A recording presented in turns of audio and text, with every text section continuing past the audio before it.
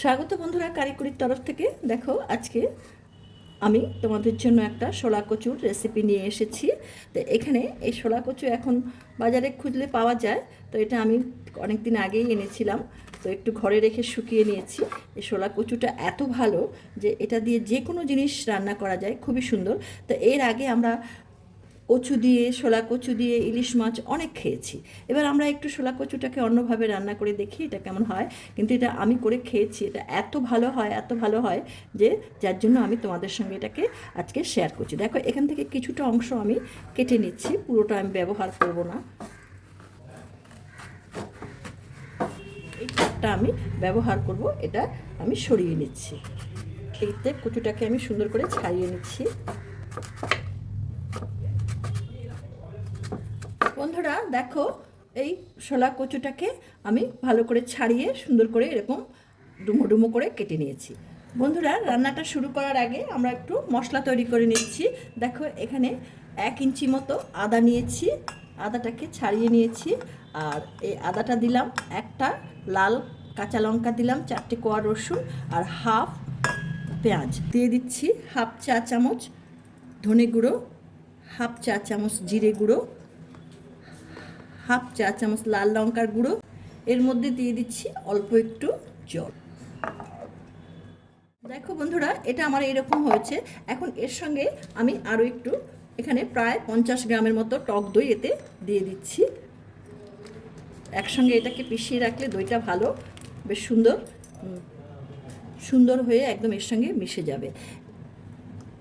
তোমাদেরকে এখানে আমি একটা কথা বলে রাখি, আমরা তাড়াহুড়োর সময় হয়তো অনেক সময় গুঁড়ো মশলা সোজাই কড়াইতে দিয়ে দিই, কিন্তু এই গুঁড়ো মশলাটাকে যদি আমরা আগে ভিজিয়ে রেখে নিই, তাহলে গুঁড়ো মশলাটা কিন্তু বেশ সুন্দর একটা মানে সুন্দর হয়। এবং সেটাকে যদি আরেকটু আমরা মিক্সিতে পিষিয়ে নিতে পারি, তাহলে একদম চন্দনের মতো, ঠিক শিলে বাটার মতো হয়ে যায়।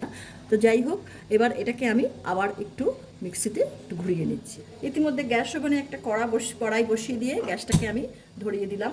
তো গ্যাস কড়াইটা গরম হয়ে গেছে বন্ধুরা। এখন এতে আমি একটু তেল দিয়ে দিচ্ছি, সর্ষের তেল। এখানে প্রায় 2 টেবিল চামচ সর্ষের তেল। তেলটা আমার একটু গরম হবে। তেলটা গরম হয়ে গেছে বন্ধুরা। এবার এই যে কেটে রাখা কচুগুলো আমি এর মধ্যে হালকা করে একটু ভেজে নিচ্ছি।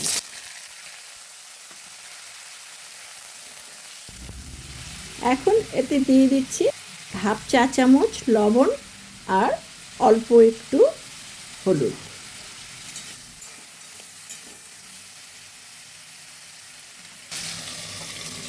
2 মিনিটের জন্য চাপা দিয়ে দিচ্ছি। বন্ধুরা দেখো, এখানে আমি 6টা মোটামুটি বড় সাইজের চিংড়ি নিয়েছি। আজকে এই যে শোলা কচুটা, এটাকে আমি চিংড়ি দিয়ে রান্না করব। এখন এর মধ্যে আমি অল্প একটু লবণ দিয়ে দিচ্ছি আর একটু হলুদ দিয়ে এই চিংড়িটাকে আমি একটু মেখে রাখছি। আমি তোমাদেরকে অনেক আগেও অনেক ভিডিওতেই বলেছি যে আমার রান্নার জায়গা খুবই ছোট। হ্যাঁ, আমাকে একটু মানে একটু বুঝে শুনেই করতে হয়। তো তোমরা সেটাকে একটু মানিয়ে নেবে। দেখো, এটাকে আমি নুন হলুদ মেখে রেখে দিলাম। এবার কচুটা ভাজা হতে যতটুকু দেরি। 2 মিনিট হয়ে গেছে, ঢাকনাটা একটু তুলে নিচ্ছি। 2 মিনিটেই কচু বেশ নরম হয়ে গেছে। এখন এই কচুটাকে আমি পুরো তুলে নেব। কচুটাকে আমি তুলে নিয়েছি। আর দেখো, এই যে কড়াটাতে যে যতটুকু তেল আছে তার মধ্যে আমি আরও একটু তেল দিয়ে দিচ্ছি। এখন এই যে চিংড়ি মাছটা আমি নুন হলুদ মাখিয়ে রেখেছি, এই চিংড়ি মাছের এটাকে আমি একটু হালকা করে ভেজে নিচ্ছি।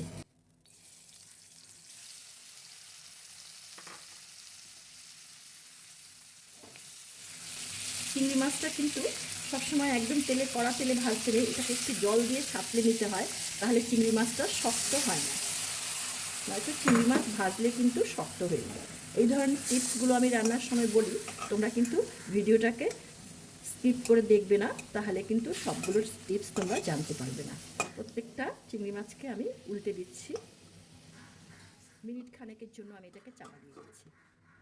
বন্ধুরা, 1 মিনিট হয়ে গেছে, আমি ঢাকনাটা সরিয়ে নিচ্ছি। দেখো, চিংড়িটা কিন্তু বেশ সুন্দর সেদ্ধ হয়ে গেছে। এবার এই চিংড়িগুলোকে আমি তুলে নিচ্ছি।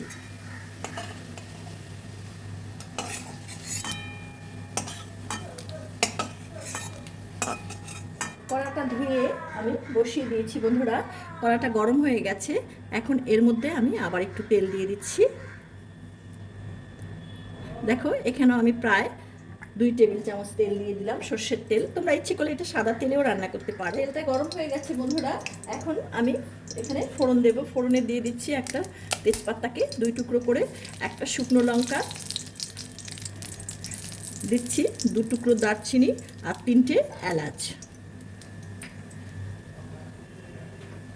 তার সঙ্গে আমি দিয়ে দিচ্ছি হাফ চা চামচ সাদা জিরে।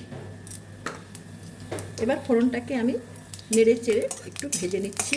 দেখো ফোড়নটা কিন্তু আমার সুন্দর ভাজা হয়ে গেছে। এবার এর মধ্যে আমি এই যে মশলাটা করে রেখেছি সেই মশলাটা এর মধ্যে দিয়ে দিচ্ছি। মিক্সিং জারটা ধুয়ে একটু জল আমি এর মধ্যে দিয়ে দিলাম।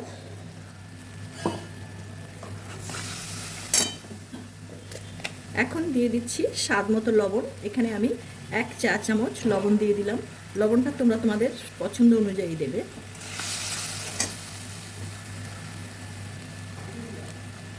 এবার এতে দিয়ে দিচ্ছি হাফ চা চামচ হলুদ গুঁড়ো।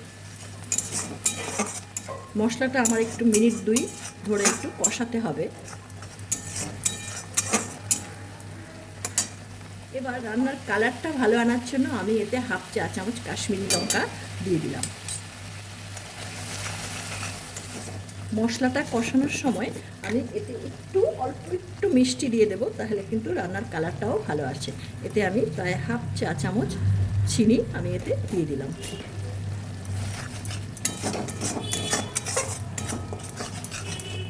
বন্ধুরা দেখো মশলা থেকে আমার তেল বেরোতে শুরু করেছে। দেখো এখন এই অবস্থায় আমি এই কচুগুলোকে, ভাজা কচুগুলো এর মধ্যে দিয়ে দিচ্ছি।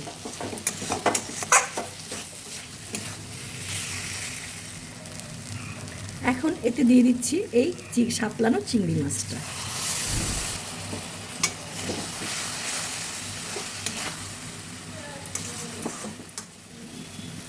এভাবে এটা মিনিট 2 কষানো হবে, চিংড়ি মাছ, মশলা এবং কচুটা।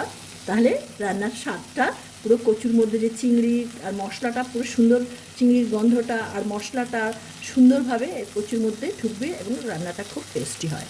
2 মিনিট কষানো হয়ে গেছে বন্ধুরা। আমি এইদিকে একদম ঠান্ডা জল এর মধ্যে দেব না, পাশের ওভেনে একটু জল গরম করে নিয়েছি, সেই জলটা আমি এর মধ্যে দিয়ে দিচ্ছি।